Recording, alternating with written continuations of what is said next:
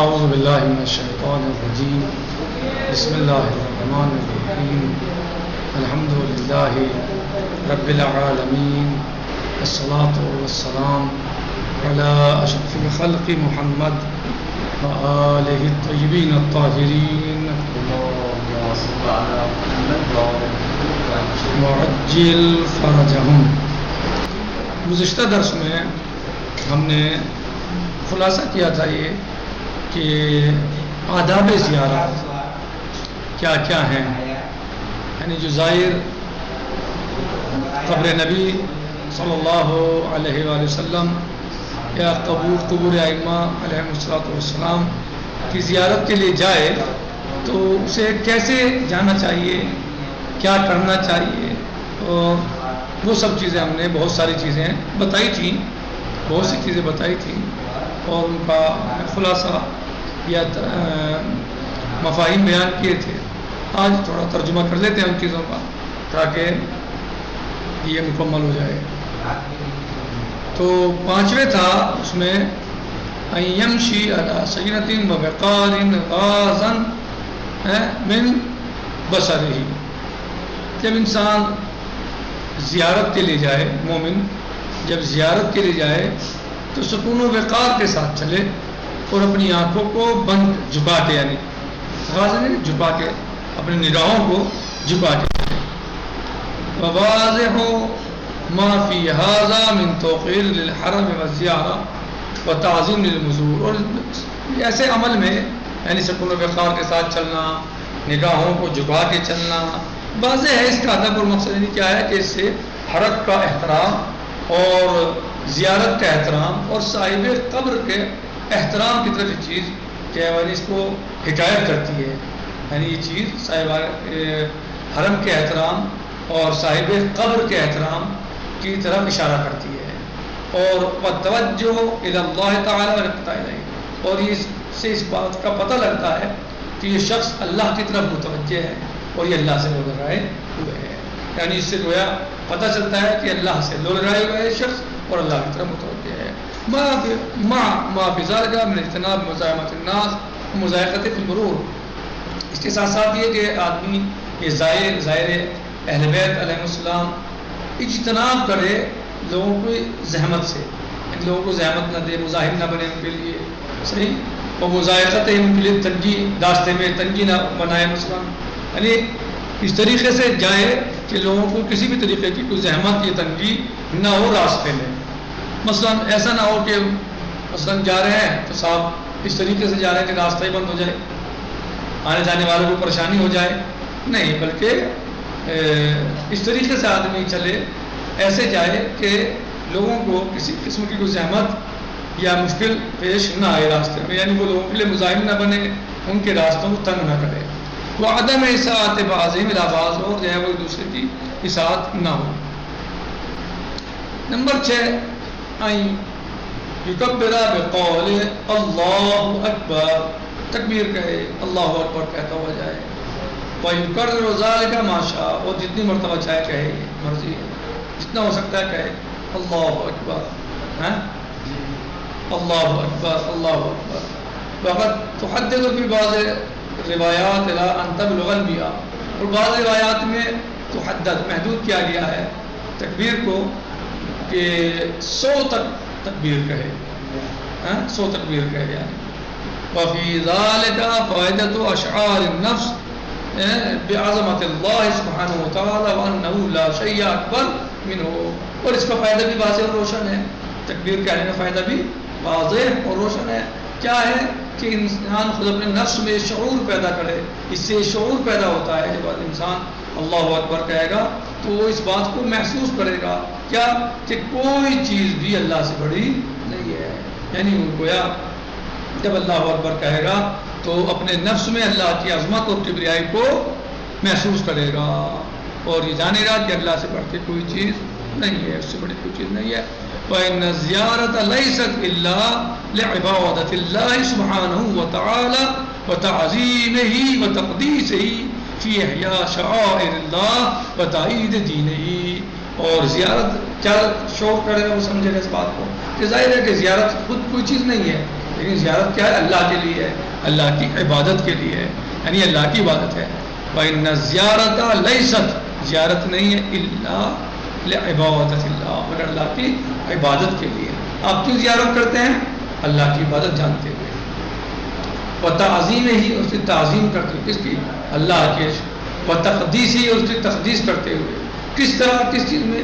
فی احیاء شعائر اللہ وتعظیم دینہ، اس کے شاعر کو احیاء کرتے ہوئے، اس کے شاعر کو مناتے ہوئے، احیاء کرتے ہوئے، اور اللہ کے دین کی تعریف کرتے ہوئے۔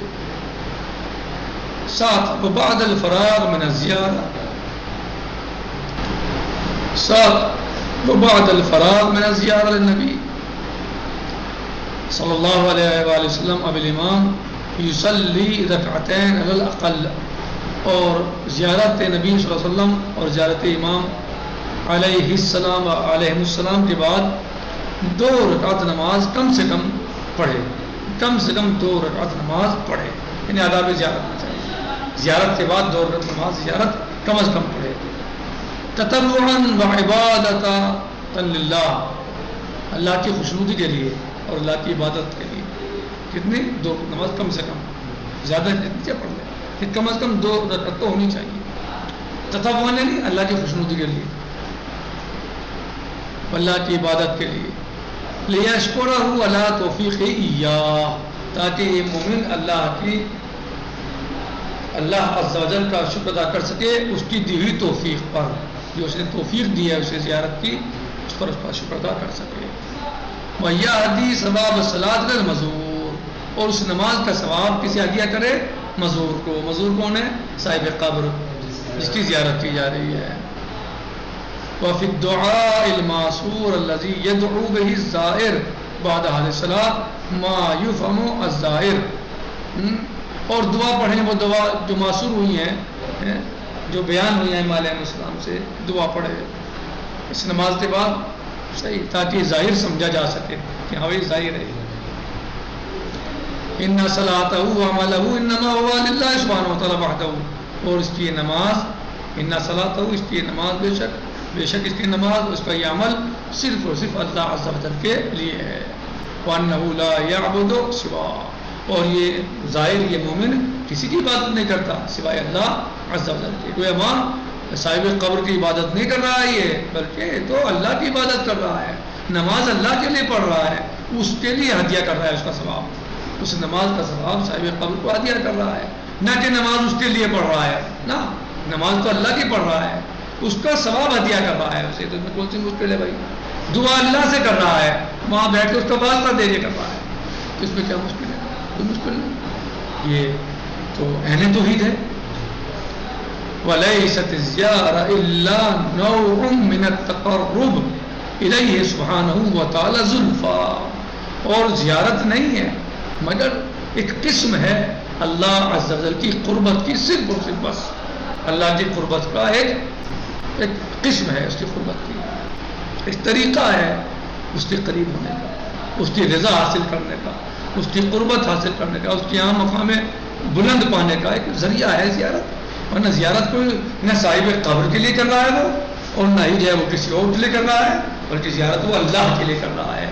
کس کی زیارت کر رہا ہے؟ صاحب قبر کی۔ کیوں کر رہا ہے؟ کیونکہ یہ اللہ کا نیک بندہ تھا، یہ اللہ کا نمائندہ تھا، اس نے اللہ کے لیے زندگی کو صرف کیا، کہ کس کے لیے؟ اور گویا نتیجہ اللہ کے لیے۔ کیوں جا رہے ہیں ہم قبر امام علیہ السلام پر؟ کیونکہ امام علیہ السلام اللہ کے نمائندے، کس کے؟ اللہ کے۔ امام علیہ السلام نے پوری زندگی اللہ کے لیے قربان کی، اللہ کے لیے قربان کی، اس لیے، کس لیے؟ کون ہے امام؟ امام ہے جس نے اللہ کے دین کو بچایا، پھیلایا، صحیح، پوری زندگی اللہ کے لیے صرف کی، سب کچھ اللہ کے لیے ہمیں قربان کیا، پیش کیا، تو یہاں اللہ ہی تو ہے ہر چیز میں، اللہ ہے۔ تو لہذا اب ہم ایسے شخصیت اور ایسی ذات کی قبر شریف کی زیارت کر رہے ہیں کہ جو اللہ کی طرف سے ہے، اللہ کے لیے تھا، اللہ کی طرف سے تھا، تو اس میں گویا ہم اللہ ہی کے جو ہے وہ لیے کر رہے ہیں، اللہ ہی کے لیے ہم جا رہے ہیں اور اللہ کے اس کام کو انجام دے رہے ہیں، لہٰذا اللہ اس سے خوش ہوگا کیونکہ ہم اس کی قبر کی زیارت کر رہے ہیں جو اللہ کا تھا، اللہ کے لیے تھا، اللہ کی طرف سے تھا، اللہ کی طرف چلا گیا، اللہ کے۔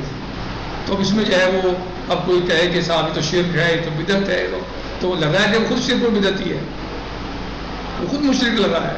یہ ایسی بات کہے ایسے شخصیات کے لیے، ارے بھائی اللہ کے لیے ہو رہا ہے، صاحب قبر کے لیے کیا کچھ ہو رہا ہے؟ کچھ بھی نہیں، اللہ کے لیے سب کچھ ہو رہا ہے.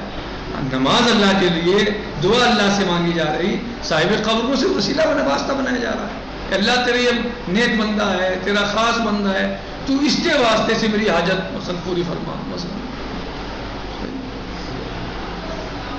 یا نماز اللہ کے لیے پڑھ رہا ہے، نماز پڑھنے کے بعد اے اللہ جو تم نے اس کا ثواب معین فرمایا ہے، میں نے اس کو ثواب کو میں نے اس صاحب قبر کے مثلا جو ہے یہ ہدیہ کیا، اس کا صاحب قبر کو ہدیہ کیا. تو اس میں کون سی مشکل ہے؟ بلکہ تو اللہ کو یاد رکھنا ہے، اللہ کی عبادت ہے، اس کی اطاعت ہے اور اللہ کی قربت ہے.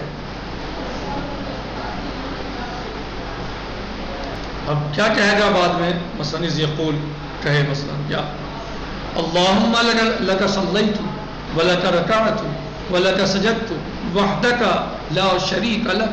اے اللہ میں نے تیرے لیے نماز پڑھی، وَلَكَ رَكَعْتُ اور تیرے لیے رکوع کیا، رکوع کیے، وَلَكَ سَجَدْتُ اور تیرے لیے سجدہ کیا، میں نے سجدے کیے تیرے لیے کیے، وحدک صرف تیرے لیے، لا شریک لک تو واحد ہے، احد ہے، فرد ہے، اکیلا ہے، تیرا کوئی شریک نہیں ہے. لِأَنَّهُ لَا تَكُونُ الصَّلَاةُ وَالرُّكُوعُ وَالسُّجُودُ إِلَّا لَكَ. اس لیے کہ نماز، رکوع، سجود کسی کے اور کے لیے نہیں ہے، صرف تیرے لیے ہے. لِأَنَّكَ اس لیے کہ تو انت اللہ لا الہ الا انت، تو بس اپنے آپ میں تو ہے، تیرے علاوہ کوئی اور نہیں ہے اس کا مستحق، کوئی اور نہیں ہے. لِأَنَّكَ انت اللہ اس لیے تو اللہ ہے، لا الہ الا انت اور کوئی الہ نہیں سوائے تیرے. توحید ہے نہیں، کتنی بڑی توحید ہے، باقاعدہ سب کچھ اقرار کر رہا ہے، ہر بات تو کہہ رہا ہے وہ اللہ کی بارگاہ میں. تو پھر اس میں کیا شرک ہو گیا؟ اس میں تو شرک نہیں ہوا، لیکن کہیں نہ کہیں جا کے جو مثلا جو لوگ اس کو غلط یا شرک بتاتے ہیں ان کے اندر شرک ضرور گھوم رہا ہے کہ انہیں اللہ کی عبادت میں شرک نظر آ رہا ہے. انہیں جو آدمی یہ بات کہہ رہا ہے کہ میں تیری عبادت کر رہا ہوں، تیرے لیے نماز پڑھ رہا ہوں، تیرے لیے رکوع سجود کیے، تیرا کوئی شریک نہیں، نماز رکوع سجود سب تیرے لیے ہیں اور تیرے علاوہ کوئی معبود نہیں ہے، تو وہ تو مشرک نہیں ہے، وہ تو موحد ہے، وہ تو اللہ کا نیک بندہ ہے. لیکن جو ایسے شخص کو مشرک کہہ رہا ہے اس کے یہاں ضرور کہیں نہ کہیں شرک پایا جا رہا ہے، کہیں نہ کہیں شرک اس پہ کام کر رہا ہے تاکہ وہ موحدین کو مشرک بنا سکے. شرک اس میں کہیں نہ کہیں کام کر رہا ہے، وہ مشرک کہہ سکے موحدین کو اور اللہ کے نیک بندوں کو. اللہم صلی علی محمد و آل محمد، اللہ تو محمد و آل محمد پر درود و سلام بھیج. بسم اللہ الرحمن الرحیم. ان اللہ و ملائکتہ یصلون علی النبی یا ایھا الذین آمنوا صلوا علیہ وسلموا تسلیما. اللہ کی سنت ہے، ملائکہ کی سنت ہے نبی اور نبی پر درود بھیجنا. بے شک اللہ اور اس کے ملائکہ نبی اور اس کی آل پر درود و سلام بھیجتے ہیں.